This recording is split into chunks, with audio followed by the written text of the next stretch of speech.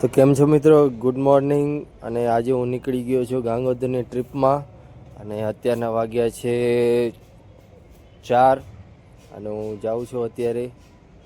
તો ચાલો નીકળીએ, આગળ સામખિયારી ઊભા રહીને ચા પીએ। તો આપણે સામખિયારી પહોંચી ગયા હતા અને અહીંયા જોઈ લો આપણી ગાડી ત્યાં પડી છે, સાઈડમાં લગાડી દીધી છે। અને ચલો હવે ગરમ ગરમ દાદા પાસે ચાય પીએ।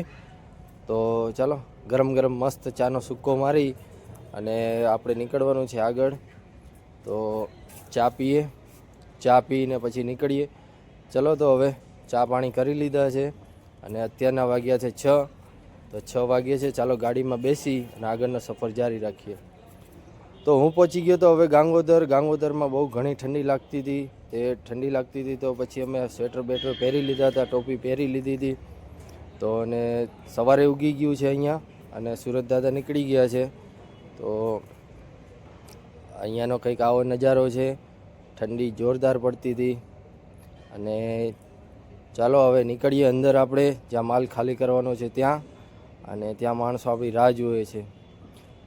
તો મિત્રો અહીંયા અડધો માલ અહીંયા ખાલી થશે ગાંગોદરમાં, અને અહીંયા એક છે સલૂનવાળાની દુકાન, અને આપણે અહીંયા રાખી દીધી હતી સીટો।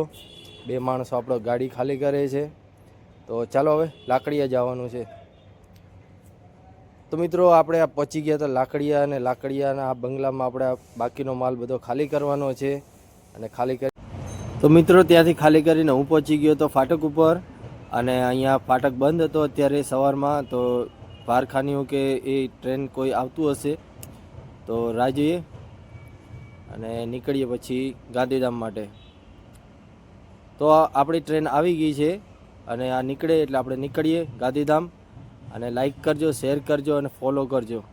ચાલો મળીએ બીજા